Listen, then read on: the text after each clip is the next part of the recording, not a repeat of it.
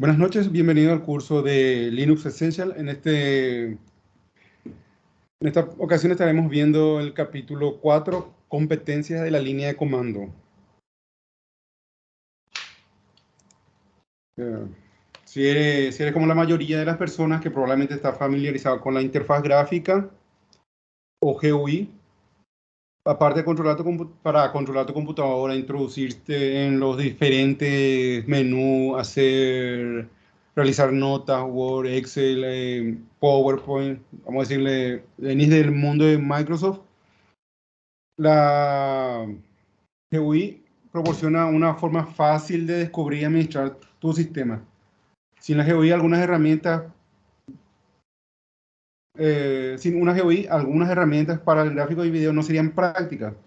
Pero aparte de eso, tenemos la interfaz de línea de comando, que es lo que nos proporciona una ampliación en Linux. Es la herramienta que tenemos para darle más poder al equipo o al servidor. La línea de comando básicamente te sirve para todo, exceptuando para algunas cosas muy puntuales que serían presentaciones, cosas que se necesita la interfaz gráfica, vamos a decirle. Entonces tienen que tener presente que cuanto más sepan de línea de comando, menos van a estar usando la interfaz gráfica o van a usar solamente la interfaz gráfica para interactuar con los menús, navegar o buscar información, y cuando necesiten realmente estar trabajando van a optar por hacer por línea de comando y realizarlo de una forma más controlada y fácil de utilizar.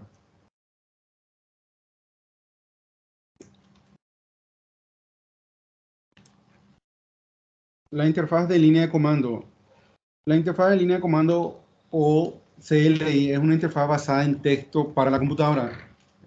El entorno de una CLI es proporcionado por una aplicación en una computadora conocida como terminal, lo que le comenté hace rato.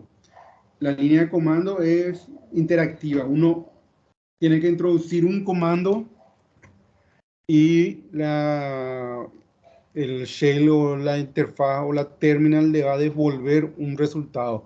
Si es un error, le va a responder con el comando no se ejecutó satisfactoriamente, error de sintaxis, error en la línea tal, pero te va a salir un error, te va a comunicar el problema que surge. Si uno ejecuta correctamente el comando, no le va a salir un error, va a ejecutar, ya sea si es un script, el script, si es un comando, el comando va a ejecutar y va a realizar lo que tiene que realizar. Siempre va a haber un ST in y un ST out en la línea de comando. El ST in es la que nosotros le proporcionamos, sería lo que nosotros escribimos, y el ST out sería lo que el comando nos devuelve. Y hay un stder, que es los errores que van a ir saliendo a medida que uno va ejecutando un comando, va a desplegar un error. Si el error surge, uno puede redireccionar el comando. Por ejemplo, está realizando una lectura de un directorio en el cual uno no tiene permiso sobre todos los archivos. Entonces, te va a salir un error cada vez que trata de leer o listar ese archivo. Te va a salir un error, y para evitar esos errores, se puede redirigir esa salida de error a otro lugar, o al barra null, o que nos muestre únicamente ese error. Pero eso se va a ver más adelante en capítulos más siguientes, todo eso que se puede hacer con la línea de comando. Acceso a la terminal. Bueno, hay muchas formas de acceder a la terminal. Una es, como le mostré en el capítulo anterior, a través del buscador de la interfaz gráfica, o buscar en aplicaciones, terminal o Xter, consola, de acuerdo a la distribución de Linux que tengan instalada.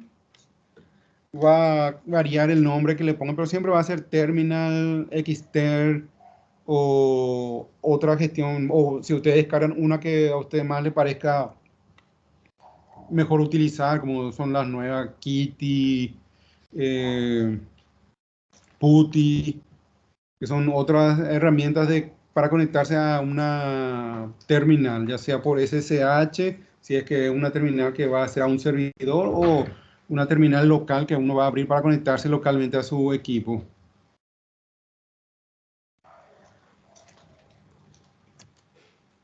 Aquí, por ejemplo, te muestra una forma de acceder desde a una terminal desde una GUI, que sería, en este caso, un CentOS, una versión vieja de CentOS 6 sería, que es en aplicación System, y ahí aparece, como le dije, Terminal, Console, que son dependiendo si tienen un GNOME, va a ser GNOME Terminal, si es KDE sería Console, si tienen otro sistema, Cinnamon o algo, va a ser lo que ellos usen como su aplicación de terminal. Y una terminal virtual se refiere a lo que uno presiona Control al F1 si estás, por ejemplo, ya te levantó el modo gráfico y querés acceder a la línea de comando, pero no querés la interacción con el gráfico. Entonces le da Control al F1 y eso directamente te va a tirar a la shell, a donde te va a aparecer esta ventana donde te aparece te pide el login, vos le proporcionas el login y él te va a responder con password, le proporciona el password, es correcto, entra, es incorrecto, falla y te pide nuevamente la contraseña. 3 veces o 4 veces de acuerdo a la configuración que uno le haya dado al inicio de sesión. Después te va a rechazar y vas a limpiar la pantalla y te va a pedir nuevamente login hasta que la autenticación sea satisfactoria.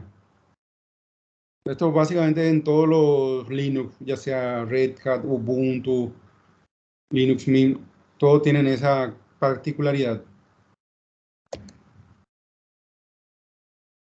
En la terminal, lo que podemos observar acá en la imagen es seeds, arroba localhost, dos puntos, el acento circunflejo y el peso.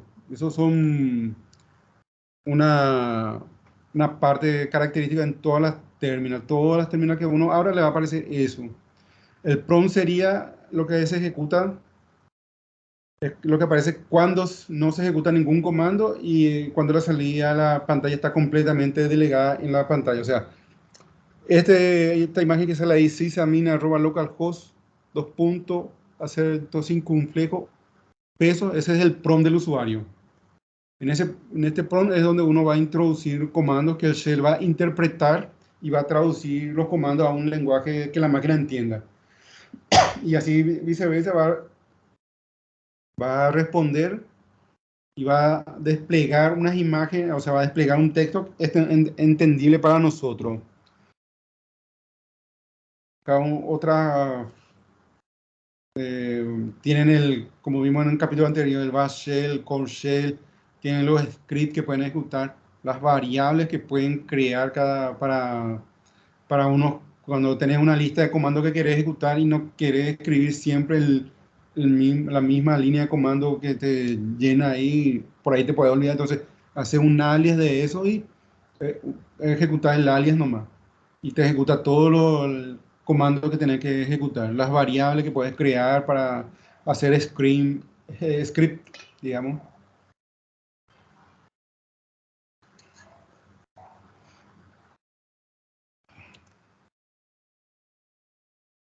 El formato de los comandos, muchos comandos se pueden utilizar por sí mismos sin entrada y algunos comandos requieren una entrada adicional o opciones y argumentos.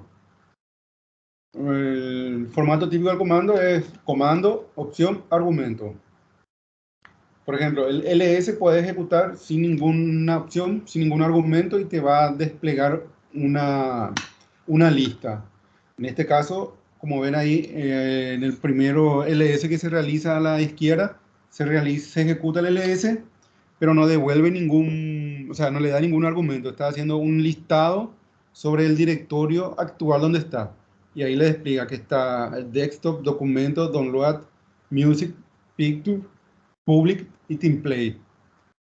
Le puede pasar un argumento. El argumento sería, por ejemplo, ls barra etc barra ppp. Y ahí te va a desplegar lo que hay dentro de ese directorio ppp. En este caso está pasando una ruta absoluta. Y ahí le da el if down is up, que son un comando para levantar o bajar una tarjeta de red en este caso, o directorio para configuración de eso. Puedes listar dos directorios si es que necesitas El comando ls te va a listar primero el primer comando, después te va a hacer te va a decir la segunda ruta y te va a listar el segundo comando. Siempre es esto sin ninguna opción que modifique el comando ls. Acá simplemente estamos diciendo ls, la ruta absoluta que sería etc barra ppp y seguido el etc barra ssh. Ahí te está listando primero lo que está en el directorio ppp. Una vez que termina eso, va a listar el siguiente directorio que le solicitamos, que sería el ssh. Y nuevamente nos va a devolver el prompt. Una vez que terminó el comando, siempre devuelve el prompt. Si no devuelve el prompt, el comando no se ejecutó o se está ejecutando y hay que esperar hasta que termine. O si no podemos esperar, pues se le puede hacer un control C y corta lo que está haciendo. Una forma también de cortar algún comando es con el control C. Si es que no tenemos posibilidad, por ejemplo, estamos en una... bueno, igual si está en un servidor que no tiene como aplicación de GUI, puede ejecutar al F1 o al F2, te pasa a otro directo, a otro login, para autenticarte y desde ahí matas la, el proceso que se quedó colgado.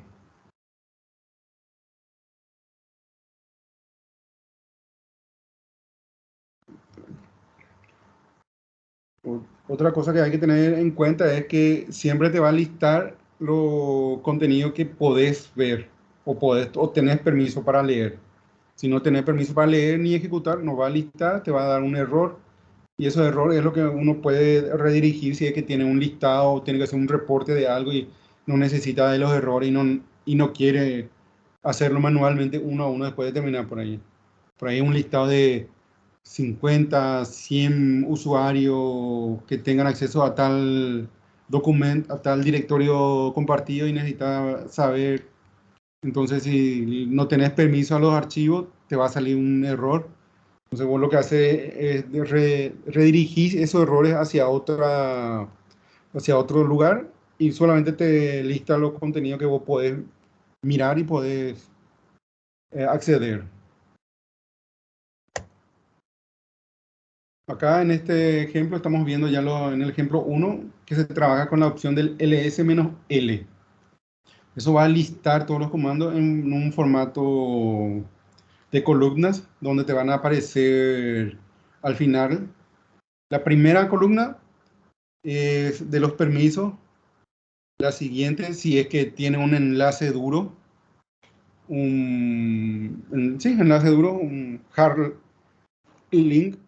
Si tiene quién es el dueño, que sería el sysadmin, quién es el grupo, a qué grupo pertenece, en este caso sería sysadmin, la fecha y el directorio. El cero que viene antes es porque es un directorio. Usualmente nos lista o nos da el tamaño de un directorio en específico, porque da en byte, entonces va a ser demasiado grande si es que empieza a listar todo eso entonces usualmente sale en cero. La primera, esto es para que tengan en cuenta esta primera te dice si es un directorio. En caso que no tenga D, te va a salir así como en el ejemplo 2. Eso indica que es un archivo. Y si aparece una L, ese es un enlace simbólico. Después ya vienen los permisos de lectura, escritura y ejecución del dueño del archivo, que sería sysadmin. El siguiente RWX sería del grupo. Y el siguiente sería de otros. Y por otro es todos los usuarios, vamos a decirle. Usualmente a todos los usuarios, si es un documento muy sensible, se les saca el permiso y sale solamente guiones ahí. Eso es una cuestión, una práctica de seguridad. En el ejemplo 2, por ejemplo, están listando la mía, un ls-l, pero aquí de un directorio en donde el directorio tiene un archivo, o sea, el archivo es per, y le dice que el dueño es el root, que tienes dos enlaces a ese directorio, dos enlaces simbólicos o enlaces fuertes, digamos, que es un archivo que tiene el root, tiene el permiso completo, el grupo tiene ejecución, lectura y ejecución, y otros tienen lectura y ejecución. Eso para que puedan listar el comando. O si no, si era un usuario sysadmin, por ejemplo, no iba a poder listar, pues no tiene estos permisos. Y acá, como ven, acá le aparece en kilobytes el tamaño. Y con la opción "-h", que sería lenguaje humano o mostrarme en un lenguaje más entendible, le muestra la siguiente en kilobytes. Entonces tiene 11 kilobytes el peso del archivo. En el ejemplo 3, el ls está haciendo el archivo ppp con la opción "-l". Nuevamente ahí dice que es un directorio que solamente tiene, que el dueño es el root, el grupo es el root, y lista los contenidos del PPP.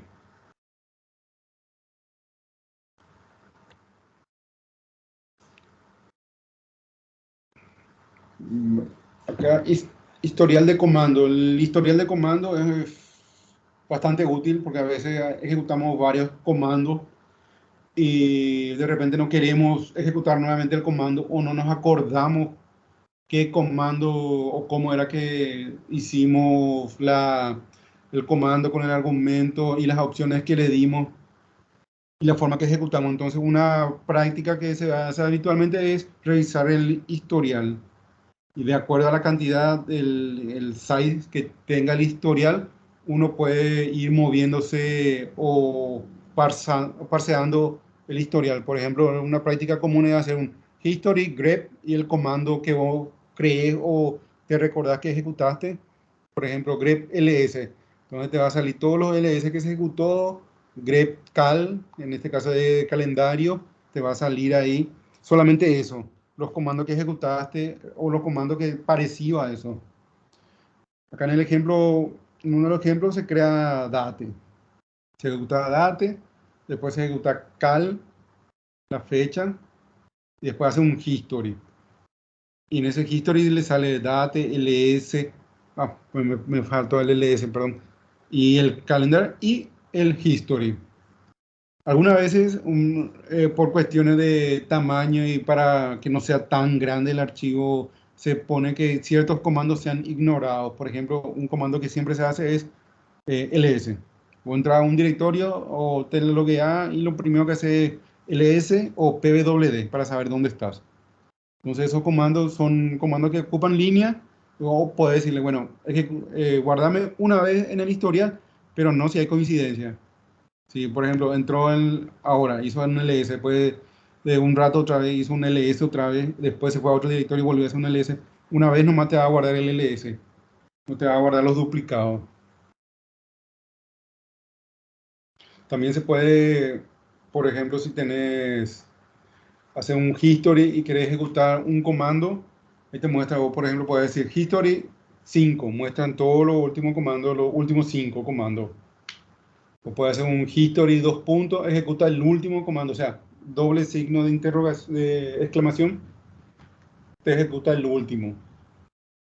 O le puede decir que ejecute el quinto comando desde la parte inferior de la lista, o sea, te invierte la lista, en vez de hacer el primero, te hace el último. Pues puede que ejecute el comando más reciente. Por ejemplo, en este caso, en el ejemplo muestra ahí el interrogación ls, en este caso el ls al directorio actual que va a ejecutar. En caso específico que vos sepas cuál es la línea, es exclamación y el número de líneas. Por ejemplo, acá en esta columna del ls en history hay uno que dice el 1, 2, 3, 4, y después está el dt, ls, cal 5, 2015 y history. Y en la siguiente línea ejecutó la exclamación 3. Y eso ejecutó lo que había en la línea 3 del historial. Son atajos así que uno tiene para poder realizar más rápido las tareas también. En Linux hay muchos atajos, combinaciones de teclas en el entorno gráfico. En línea de comando hay algunos atajos también. Y eso es todo para dar mayor velocidad y que uno tenga mayor productividad.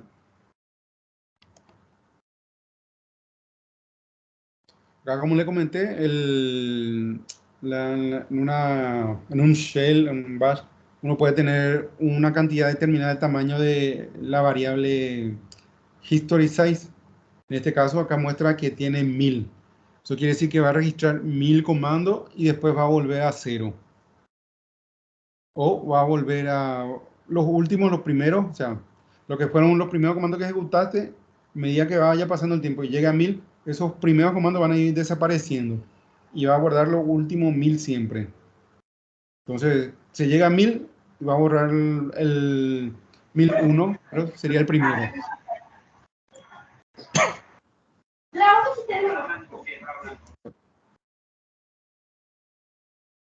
Después en el ejemplo 2 está cambiando el valor o le está asignando a la variable history size el tamaño de 500, o sea, redujo otra vez el tamaño de la cantidad de comandos que se van a ir guardando. En este caso, puede realizar el history size igual a 500, hizo un eco de la variable y ahí ya aparece que es 500. Entonces, es una forma que uno puede ir modificando o puede ir viendo cuánto comando se puede ir guardando.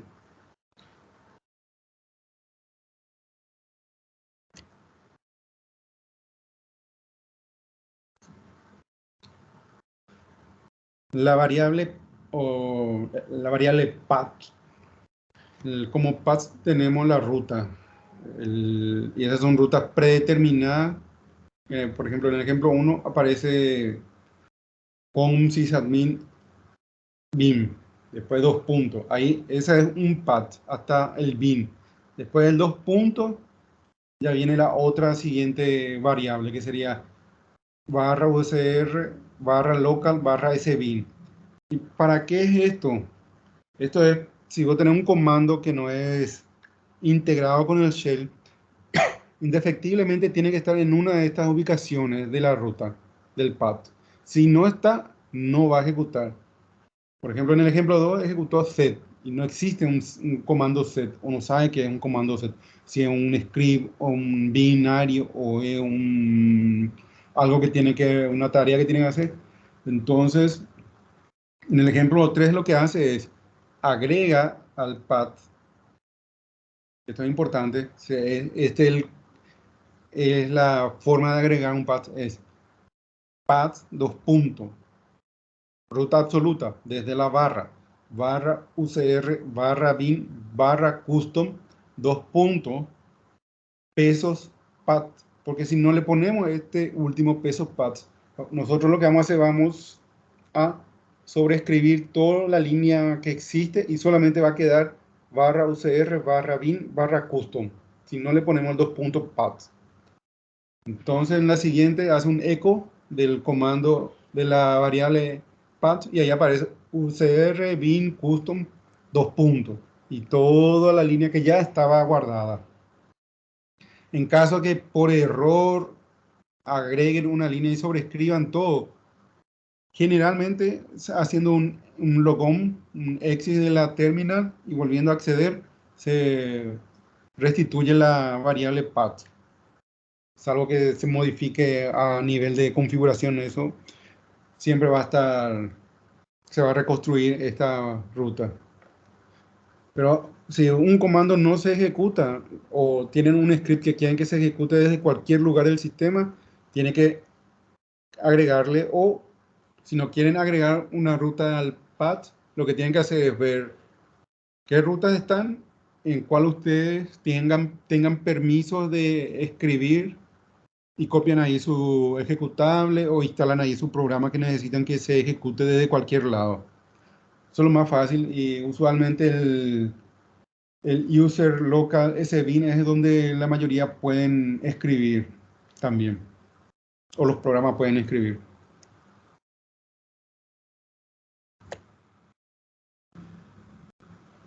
El comando export se utiliza cuando hay dos tipos de variables utilizadas, perdón, hay dos tipos de variables utilizadas en el shell, la local y la de entorno. Las variables de entorno son las que ya están configuradas y la que utiliza el bash ahí para interpretar los comandos y las tareas. Y las variables locales a menudo se asocian con la tarea de usuario y son en minúsculas. Por convención, vos podés ver que el patch, por ejemplo, está escrito en mayúscula. Esa es una variable de entorno. Si yo quiero mi propia variable que sea mi tarea, por ejemplo, o mi variable, yo puedo crear eso. Va a existir. Pero va a ser solamente si yo le hago un eco path o un eco a la variable, no va a existir. Y con el comando export es lo que yo le puedo hacer que eso se exporte a una variable y sea funcional como una variable. Estos comandos usualmente son cuando uno necesita hacer un desarrollo y necesita que la forma que llame la variable sea más rápida, entonces el usuario crea su propio entorno de variables locales, los cuales él puede manejarse de cualquier parte de su entorno o de su sesión. Acá está un ejemplo, por ejemplo, de la variable, creó esa variable 1 con ese contenido, le hace un eco a esa variable y aparece. Y hace un que es para ver todo, es el comando que te sirve para ver todas las variables y no aparece. No aparece como grep haciendo esa variable, no aparece. Eso quiere decir que él necesita hacer un export a esa variable. Al realizar un export a esa variable y ejecutar el comando y redireccionando eso a un grep, la variable 1, ya aparece la variable 1 como una variable de entorno para ese usuario, no es para todo, es solamente para ese usuario. Eso no se aplica para todo. Si se quiere aplicar para todos, hay un archivo de configuración, el etc.profile, donde uno crea las variables locales que van a ser para todos los usuarios. En realidad ya pasa a ser una variable global, pero es algo que se hace también. En el ejemplo 5, por ejemplo, se puede ver que ya al crear la variable ya está haciendo el export. Es una forma más rápida de hacer. Porque si sabe que no existe esa variable, entonces ya hace un export variable y el nombre que va a tener la variable 2 es.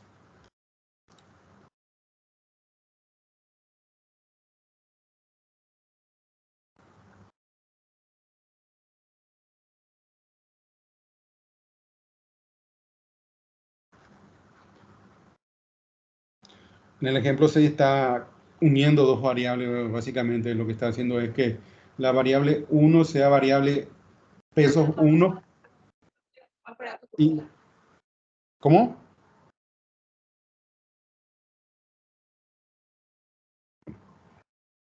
¿Alguna duda? No pasa nada. No, profe. Ya. Entonces lo que pasa acá es que hace que la variable 1 valga variable 1 y variable 2. Está uniendo dos variables en una. Eso es lo que está haciendo con ese comando en el ejemplo 6. Y un set es para eliminar la variable, para desetear, para que no exista más esa variable. Después si hace un eco variable 2, no va a dar nada, va a dar un error porque no existe.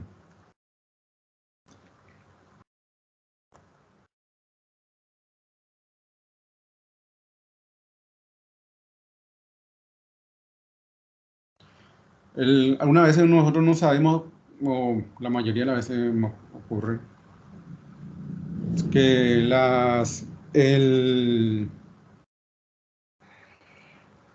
que el comando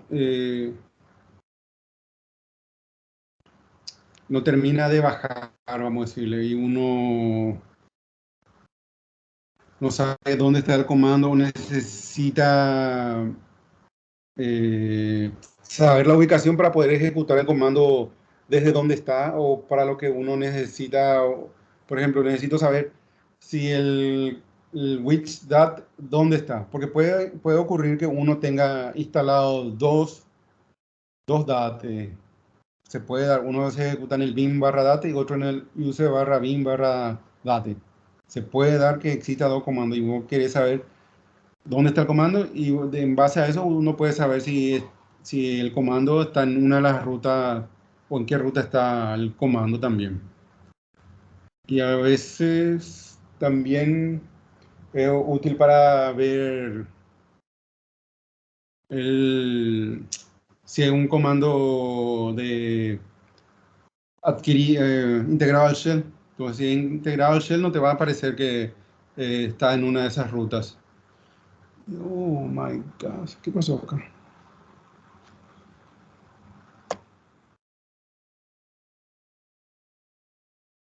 Parece que mi presentación se dañó porque acá no está toda. Un ratito voy a verificar. Sí, qué bárbaro. ¿Será que se cortó cuando se reinició el equipo?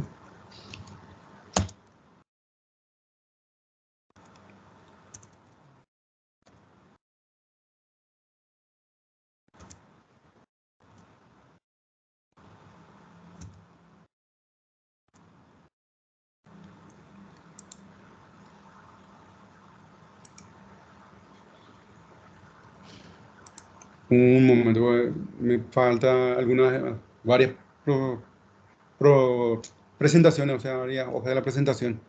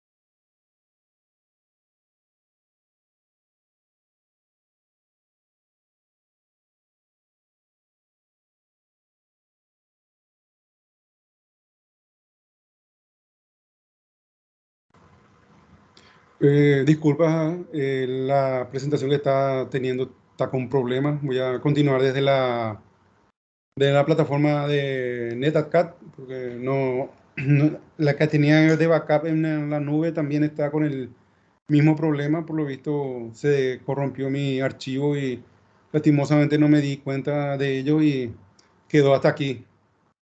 Entonces vamos a continuar de aquí porque ya empezamos, ya no voy a dejar a mitad la presentación. Bueno, vamos a continuar. Bueno, como ven, esta es la interfaz de la plataforma. No sé si ya llegaron seguramente a acceder, pero aparte de esto, aquí también si tienen tiempo pueden realizar los comandos que están dando acá. A veces te avisa en la plataforma que los comandos que están dando de ejemplo no es compatible con lo que es la máquina virtual, porque es una máquina virtual pequeña para poder ejecutar los comandos.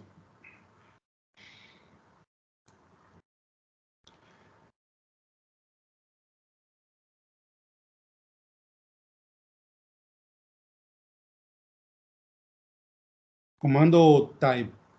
Comando type te permite determinar la información de los comandos. A veces necesitas saber qué, qué hash tiene, qué tipo de archivo es, si es un binario, si es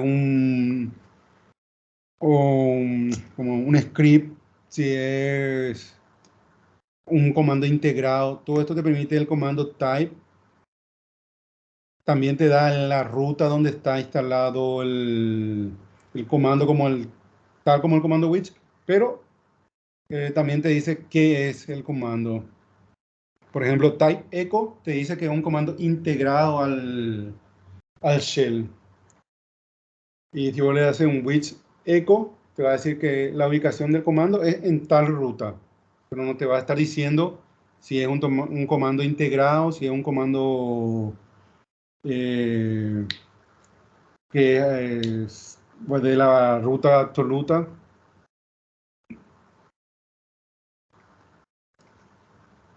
Después tenés las distintas opciones que le puedes dar al type, que por ejemplo type-a te dice en una línea, que es el comando integrado, y en la siguiente te dice la ubicación del comando. El type LL es el LL, si ustedes saben, es un alias al comando ls, y ahí en este caso te está diciendo que es un alias al comando ls menos ALF. Entonces vos así también puedes saber si es un alias, si es un comando. También puedes determinar si, por ejemplo, el comando ls también es un alias. Es un alias a un ls menos menos color auto, que en este caso es para que cuando uno haga un ls te diga en colores, por ejemplo, la ventana, si es te aparezca en la terminal. Si es un directorio, te va a aparecer en un color. Si es un ejecutable, te va a aparecer en otro color. Si es un binario, te va a aparecer en un color. Todo depende de la interfaz del shell. Cómo el shell interpreta la gestión del autocolor.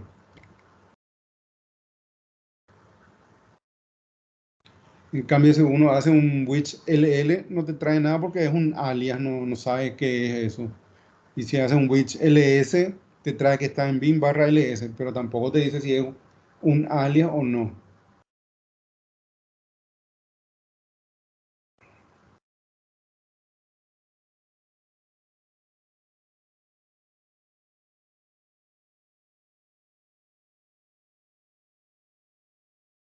Entonces, puedes poner varios, en el último ejemplo, por ejemplo, te puedes poner varios ejemplos con la opción "-t", y esos t te van a decir echo, ll y which. Te va a decir que uno es integrado, otro es un alias y el which es un archivo.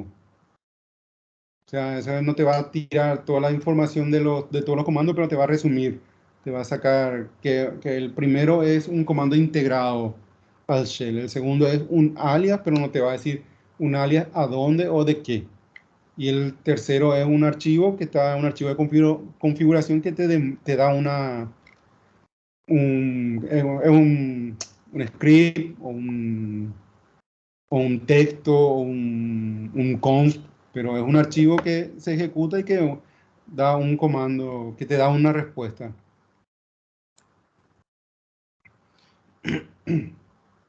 Acá en esta sección del capítulo vamos a ver los alias. Los alias se utilizan para hacer comandos más cortos y para que sea un poco más eficiente el trabajo, para ser más rápido, para no tener que recordar todo una línea o dos líneas de comando que estás haciendo. Creas un alias y a ese alias se ejecuta. Acá en este ejemplo, por ejemplo, ejecutando el alias, te va a dar todo el alias que está configurado. Como ven, ahí está figura el alias L, que sería un ls-cf, un alias LA, que sería un ls-a mayúscula, un alias al LL, un alias al LS y así sucesivamente. Los alias también se usan mucho para los comandos cuando estás haciendo un script y necesitas que los comandos ahí sean más cortos para hacer más o para que sea más eficiente, o estás haciendo un cron. Entonces vos creas primero el alias del comando que vas a ejecutar y en tu cron llamas solamente al alias y ya ejecutado. Si, por ejemplo, en la parte inferior ven un ejemplo de cómo se creó el alias LH. Ahí dice que alias es igual a LH es igual a LS menos S mayúscula HL. Y eso es lo que va a dar un listado al ejecutar el LS, el LH, perdón, ejecuta el etc barra PPP y hace un listado de forma que los directorios salgan en formato humano, el tamaño, si es que hay. Y esto es lo que hace un alias. También hay funciones y hay script. Y todo eso son herramientas que te da en la línea de comando para ir uno creando o haciendo mantenimiento al servidor o al equipo mismo.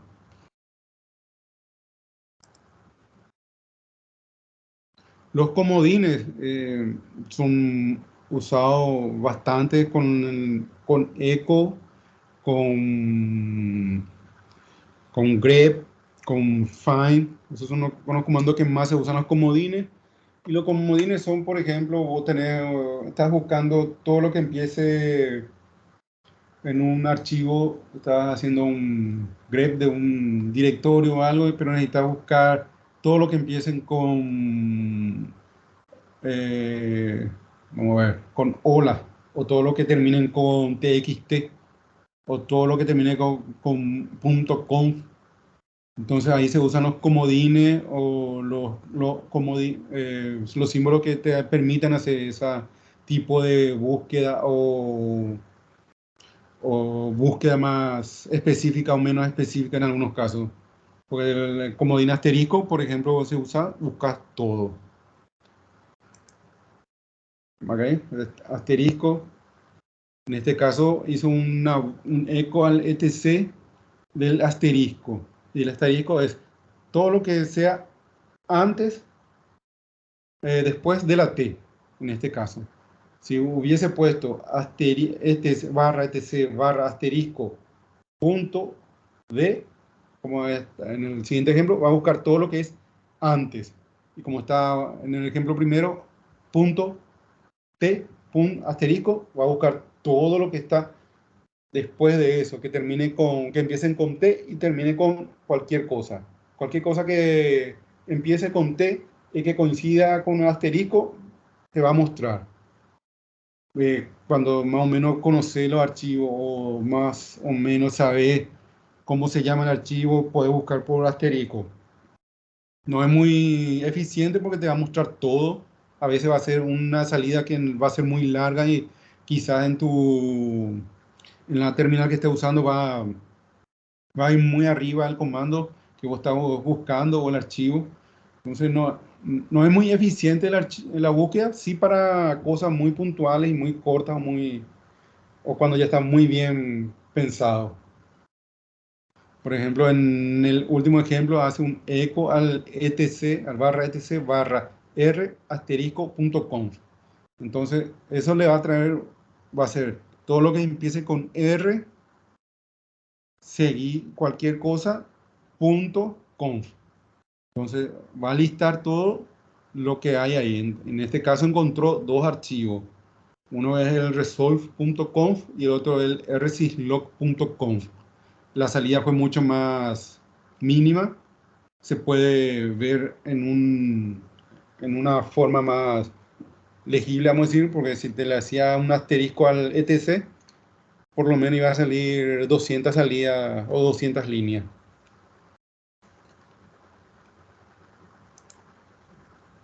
Signo de interrogación es,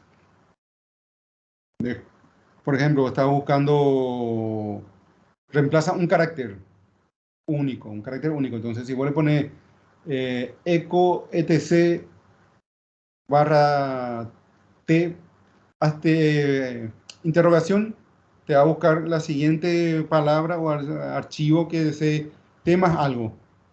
Si vos estás buscando algo que empiece con T y tenga 5 a 6 caracteres, tenés que poner los 6 caracteres. Entonces, en este caso va a estar el término info y el etc time zone. Medio acá realmente si es que está buscando una terminación o un archivo en particular o querés limitar tu búsqueda, lo que puedo hacer es etc asterisco, que sea todo, pero le pones 10 o 6 signos de interrogación. Entonces, todo lo que empiece y que tengan un tamaño de caracteres de 6 palabras, de 6 letras, digamos. Entonces, ahí, por ejemplo, como en el ejemplo en el medio que dice eco barra etc barra asterisco, cualquier cosa que coincida con esta cantidad de caracteres. Y eso es lo que va a buscar eso es lo que va a mostrar, digamos, lo que coincida con eso. Por ejemplo, otra búsqueda sería un eco al etc punto, cualquier cosa, punto, 3 signo de interrogación. Entonces va a buscar si hay un punto conf, es un tab, un punto net, todo lo que pueda entrar en 3 palabras, en 3 letras, es lo que va a traer todo lo que sea que, que coincida con esas 3 terminaciones. Se usa mucho para reemplazar caracteres y, por ejemplo, si tenés una búsqueda muy grande que hacer, espera un poco, permiso, Gaspar. Hola, Gaspar. ¿Me escuchó, profe? Sí, sí, te escucho. ¿Qué pasó? Consulta rápida nomás. Sí, Nosotros estamos ya, o sea, nosotros estamos salteando una clase, ¿verdad? Ya estamos adelantados por un capítulo ya. el, el 3, el 1 y el 2 se dio en julio. El 3 Sí. iniciamos a las 6 y ahora estamos pasando al 4, porque el 3 es un capítulo corto, cortísimo fue. Duró O sea, antes del receso ya se terminó ya el capítulo 3. Entonces ahora estamos dando el capítulo 4. Así también nos da la posibilidad de en la última semana, o sea, una clase antes del final, poder hacer un resumen general. Pues si hacía, por ejemplo, solamente el capítulo 3, íbamos a llegar justito. Justito da 18 capítulos tiene este curso. Entonces, y solamente se da uno o dos cursos por miércoles, como decirle. Entonces íbamos a llegar justito y no íbamos a tener tiempo por lo menos de tener una clase para sus dudas, tener una retroalimentación de todo el curso, ver en qué están necesitando más ayuda o en algo. Por eso es que este día estamos aprovechando que el curso, el 1, o sea que el 3 es muy corto, para fusionar con el 4. Me refiero más, profe, no sé, era cómo se te perdió tu presentación. Ajá. Si te es más cómodo, no, o sea, no sé qué tan largo es este capítulo ahora que estoy viendo que es el 4.11.2, vamos ahora. No sé si el... Sí, se me hizo todo, me salió todito se me colgó el equipo al iniciar el curso. Ahora me estoy dando cuenta que la presentación, no sé si no descargó bien o por ahí hice toda la presentación, terminé la presentación y al subir a la nube se dañó porque en la nube misma tengo dañada el archivo, no está completo. Y me falta el 5 y el 6 que ya había terminado, entonces no sé qué pasó realmente. Mañana voy a tener que estar mirando y rehaciendo esto. Pero fue un error mío no haber verificado de antemano si estaba bien o no el capítulo. No. A lo que me refiero más, profe, que si desde mi punto de vista, si te es más cómodo trabajar con tus diapositivas, que podemos dejar, no sé qué tan largos son los otros puntos que estamos tocando ahora. Ahora sí, Podemos, o podemos hacer lo siguiente, podemos pasar a la práctica y la práctica pues es guiada. Es una práctica guiada que ya tiene lo que quiere hacer, te pide el laboratorio, ya te sale en un formato de lista y pueden realizar eso. O y después hago la presentación y le paso a ustedes para que tengan un resumen del capítulo. Tampoco es un problema para mí. Podemos dejar hasta acá hoy y continuamos el siguiente miércoles con lo que falta de la presentación, más la presentación del 5. Ya depende de usted si le parece más cómodo así. sí, A mí me parece, no tengo problemas de estar hasta las 9, ¿verdad? Después ya... Como máximo, vamos a llegar hasta las 9:30. Yo de las 9:30 ya también mi cerebro deja de funcionar.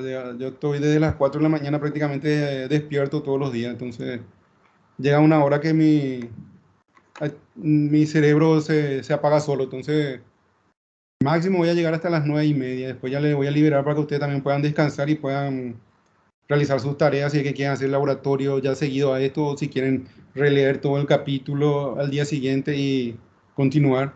Eso ya es totalmente a criterio de ustedes. Entonces, profe, según tu criterio, los puntos que quedan ahora en la diapositiva, o sea, en el material, ¿dan como para liquidarlo en media hora o es... Sí, voy a tratar de ajustar a las explicaciones más cortas, solo que ahora las notas que tenía, la ayuda de memoria, desaparecieron, entonces tengo que hacer un refresh de lo que ya había hecho y tratar de sacarlo para que no sea algo leído, porque si es algo leído, sí es bastante aburrido y complicado de digerir. Voy a hacer todo lo posible de hacerlo lo más rápido posible para terminar más tardar en 15 minutos o para las 9:15. ¿Le Bueno, parece bien? le metemos, profe, como digamos. Bueno, básicamente esto es lo que se hacía con el signo de interrogación. Reemplaza o sirve para reemplazarlo a la cantidad de caracteres que uno quiere buscar.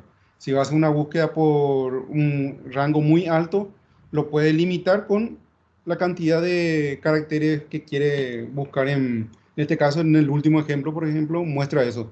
El ETC hace un eco de que le muestre todo lo que hay en el ETC, todo, que termina con 3 caracteres, cualquiera sean los caracteres.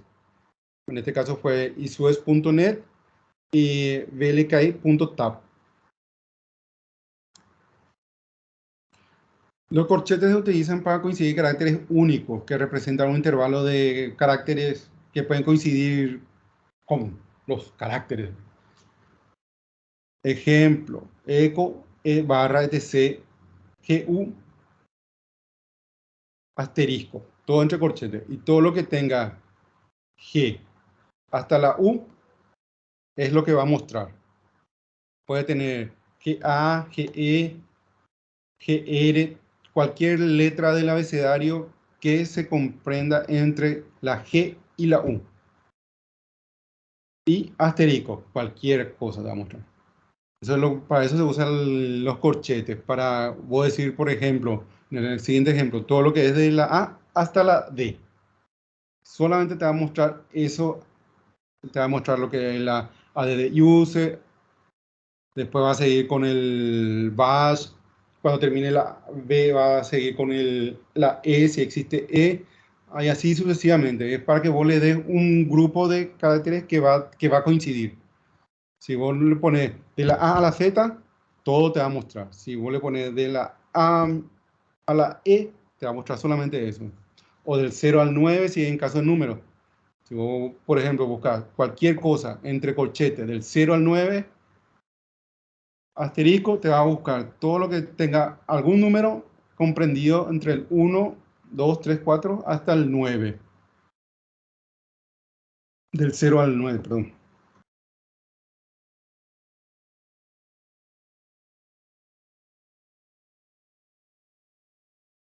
Y como todo esto tiene un orden y se basa en la tabla ASCII, entonces si uno le pasa del 9 al 0, no te va a devolver algo. Tiene que ser algo entendible para la computadora también, ¿no? Es que se me ocurre hacer una cadena inversa, pero no te va a funcionar porque él va a buscar algo que esté dentro de los caracteres ASCII, y dentro de la tabla ASCII está que empieza primero el 0 y después está el 9. Y después de ahí vienen ya las combinaciones 1, 0, 1, 1, 1, 2, 1, 3, que generan los números decimales, pues así sucesivamente.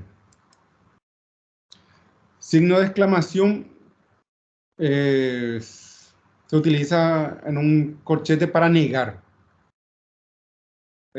Si alguna vez hicieron algún programa o hicieron algún script o algo, generalmente se usa en el if cuando querés negar. En este caso te mostrará cualquier archivo que no comience con esas dos palabras, dp. Cualquiera de esos no va a mostrar. Siempre entre corchete. Y básicamente para lo único uso que se le da a esto. Después el signo de interrogación solo también se puede usar como un comando el del history. Entonces se usa siempre entre corchete.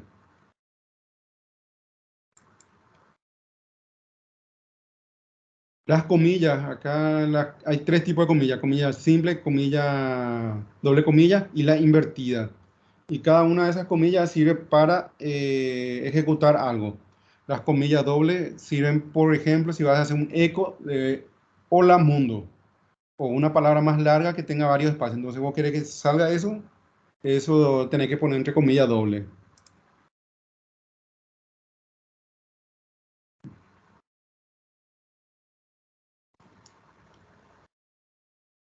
Las comillas dobles detendrán al shell de la interpretación de algunos metacaracteres. Nuevamente, el metacarácter son los globin otra vez. Entonces, sirve para que uno, por ejemplo, si va a hacer un eco de una variable del entorno, pero dentro de él va a quiere introducirle un texto para que la salida sea un poco mejor, por ejemplo, eco de globs character art, y vos le pones eso entre comillas y eso te tiene que mostrar los caracteres. Por ejemplo, el asterisco, la interrogación y los corchetes, porque si no le ponemos eso, el comando echo va a interpretar eso como si fuesen comodines, y esos comodines va a tratar de ejecutar. Entonces siempre se pone así. Por ejemplo, en este caso nosotros queremos en el siguiente ejemplo, por ejemplo, muestra que está haciendo un eco al patch y le pasa la variable path para que se ejecute. En este caso, esta es la variable, esta es la ruta, y ahí te muestra toda la ruta de todos los archivos. Muy...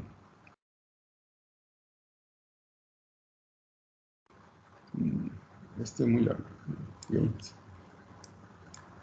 Las comillas simples.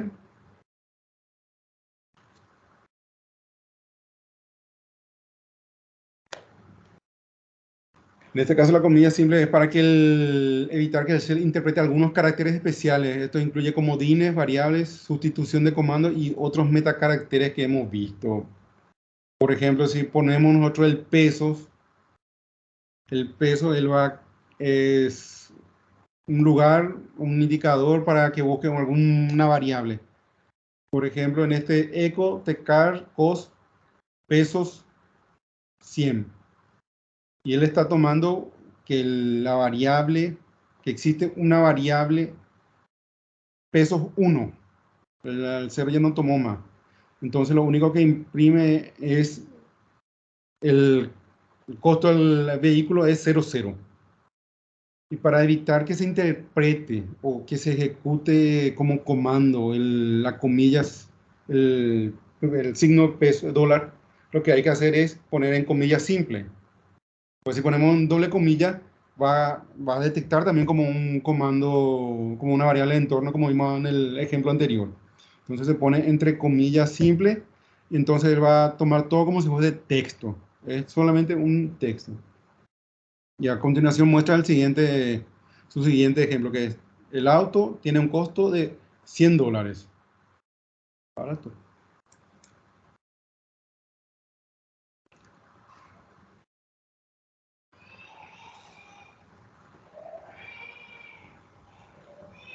La barra diagonal sirve también para eso, para escapar un comando. Por ejemplo, queremos escapar el comando pesos, para que todo lo que se lea eco, el costo del servicio, pesos. Entonces lo que hacemos, si no le ponemos eso, va a pensar que es una variable o un comando que se tiene que ejecutar. Entonces lo que se hace es, o puede poner entre comillas simple, o escapar con una barra invertida. Se usa mucho la barra invertida porque es más práctica. Algunas veces la configuración de tu teclado te es más fácil encontrar eso que encontrar el peso o la comilla simple, dependiendo de la distribución del teclado que está configurado. Pero sirve para eso, para escapar un comando o un comodín o algo que no querés. Por ejemplo, necesitas ejecutar dos barras invertidas. Entonces tenés que poner primero una barra invertida, después le pones doble barra, que es lo que se usa mucho en Windows, por ejemplo, que usa doble barra para conectarse a una máquina virtual o una máquina remota. Pero es simplemente para escapar un carácter.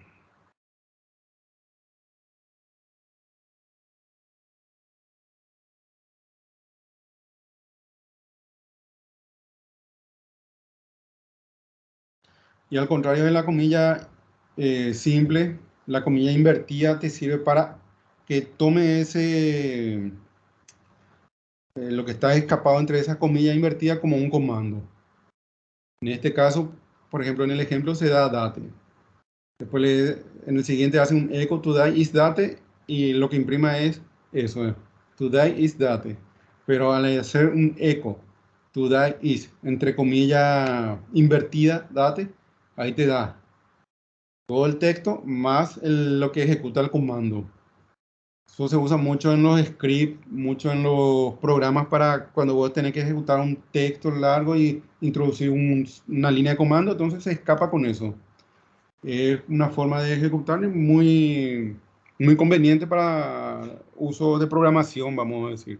Y crear Chrome y hacer un Chrome con una descripción y al lado de la descripción ya le pone el comando que va a ejecutar.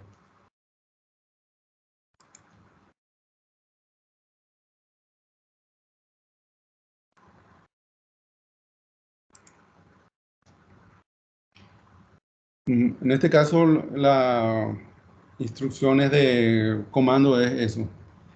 Vos tenés un comando y necesitas saber, por ejemplo, acá pone ejemplo de cal de un mes, del mes 2 del mes 3. Pero es un ejemplo medio random. Un ejemplo sería, por ejemplo, yo quiero actualizar el equipo y luego quiero que el equipo se reinicie. Entonces le doy, en caso de un derivado de Red Hat, sería yum update -i punto y coma reboot. Entonces el comando va a ejecutar todo lo que hace el yum primero, termina el yum termina la actualización, le da un reboot al equipo, ¿no? Un ejemplo más típico, vamos a decirle.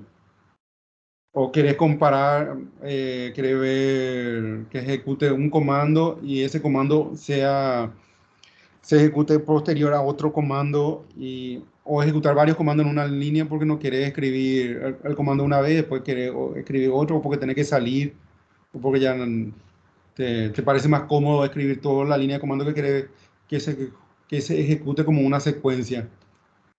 Entonces vos haces primero el primer comando que quieres que se ejecute. Una vez que terminó ese comando, va a ejecutar el siguiente, luego el siguiente y luego el siguiente, y así sucesivamente. Una forma de ejecutar varios comandos en una sola línea, vamos a decir.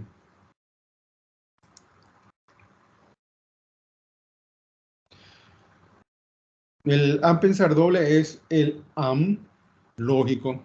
O sea, si se cumple lo primero, se ejecuta la de segundo. Si no se cumple lo primero, no se va a ejecutar. Eso es ls. Acá, por ejemplo, en el ejemplo hace un ls al directorio etc xml y existe. Como existe, devolvió el directorio catálogo, catálogo.all y eso. Después hizo un ls al etc junk y como no existe, devolvió un error.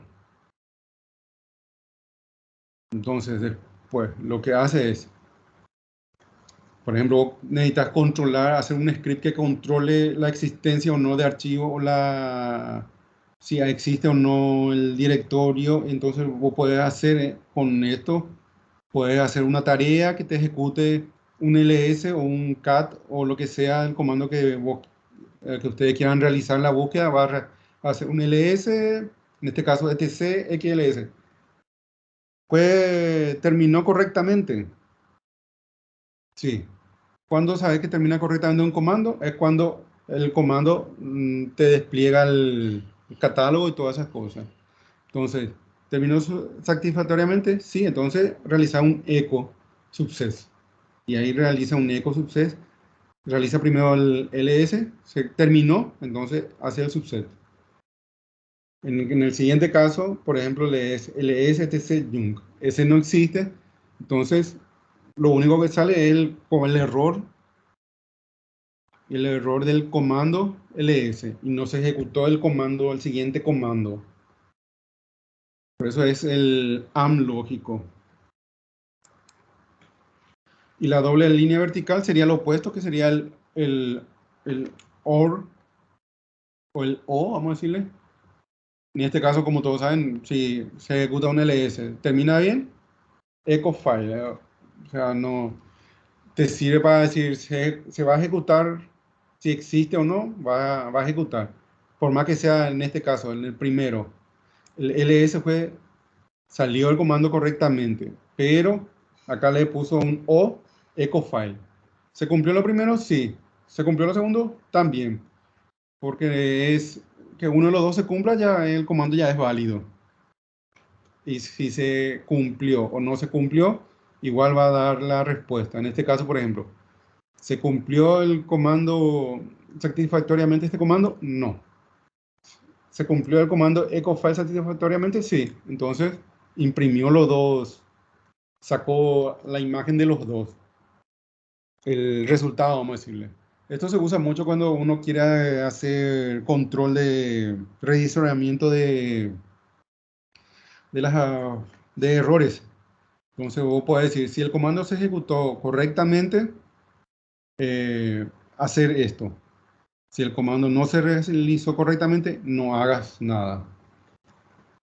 Usualmente se usa más el que el OR, porque el OR, como saben, es que uno sea válido, ya valida todos los comandos, pero algunas veces es necesario. Bueno, hasta aquí vamos a decir, la presentación, media presentación, porque la otra mitad se perdió.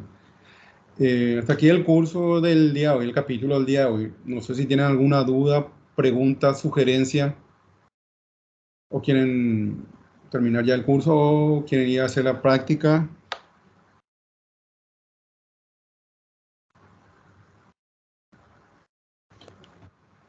Por mí ya está bien hoy, profe. Yo ya voy a tratar de hacer la práctica mañana.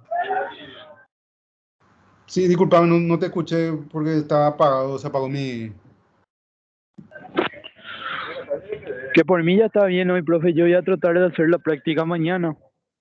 Bueno, tengan en cuenta que las prácticas hay que realizar sí o sí de los laboratorios porque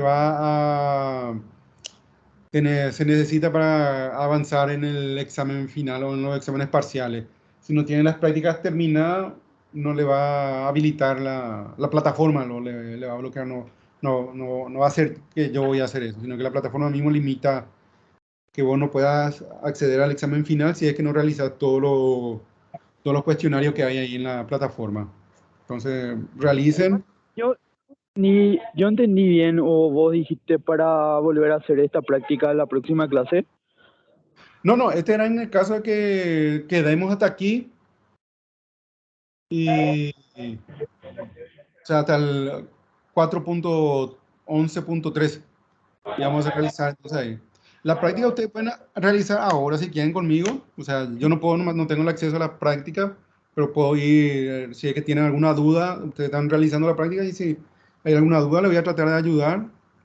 Realmente la plataforma está muy bien construida, deberían de poder hacerla porque está guiada, o sea, te dice, por ejemplo, práctica 1, práctica 4, realizar el comando ls, te da el ejemplo de cómo realizar el comando ls y a la derecha, que sería acá, ustedes realizan el comando y es guiado hasta que puedan realizar solo.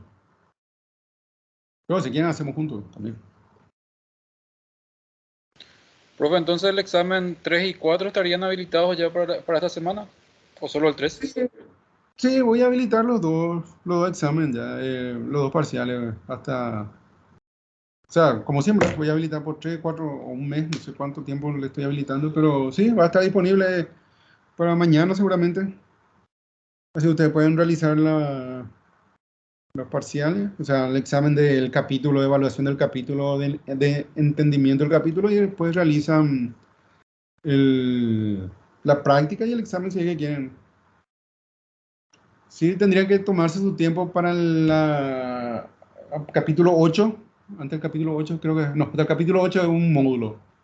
Y a veces después viene un examen parcial que le voy a habilitar esa semana seguramente. Leerse una mirada rápida a todos los capítulos para hacer el examen. No es difícil, no es complicado, es bastante... Son preguntas que salían, ya sea en el examen 1, 2, 3 o 4 o 5. Son las mismas preguntas, pero te van a salir todo mezclado nomás. No hay un orden específico de que salgan las preguntas, pero son fáciles de pasar. Si por lo menos se leyó una vez y se prestó atención a esa lectura, van a poder pasar fácilmente. Esto como es un curso introductorio, no está pensado para que ustedes fracasen o para que les sea demasiado difícil, sino que para ayudarle a orientar o para que ustedes tengan una buena práctica y puedan ir creciendo en conocimiento de Linux.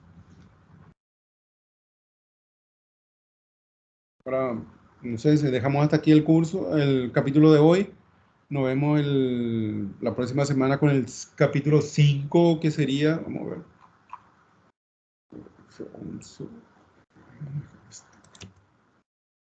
¿Qué tan? El siguiente capítulo es lo que es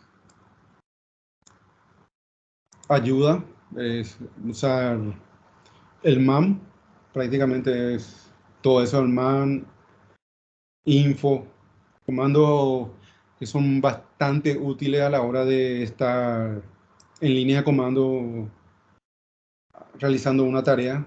Pues si no sabes cómo hacer y no tenés acceso a internet en ese momento, por algún motivo es tu línea de comando, no, es línea de comando y no tenés entorno gráfico y no podés acercarte a ninguna desktop y lo único que tenés el MAM.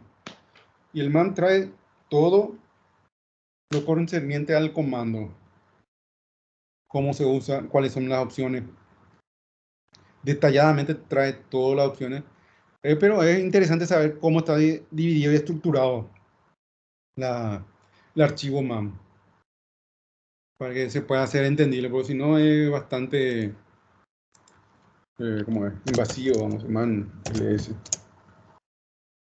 Ahí te dice el nombre que hace, lista de contenidos, hipnosis, opción, file, la descripción, qué es lo que hace el comando, los argumentos, se mueve con la barra espaciadora o con la flecha de dirección, Q para salir, ya está. Pero vamos a ver bien a detalle la próxima semana. Con su práctica, ustedes van a ir practicando, ya sea que hagan al finalizar el curso o en la siguiente, en la semana. Entonces, ustedes ya tienen que acomodar su tiempo.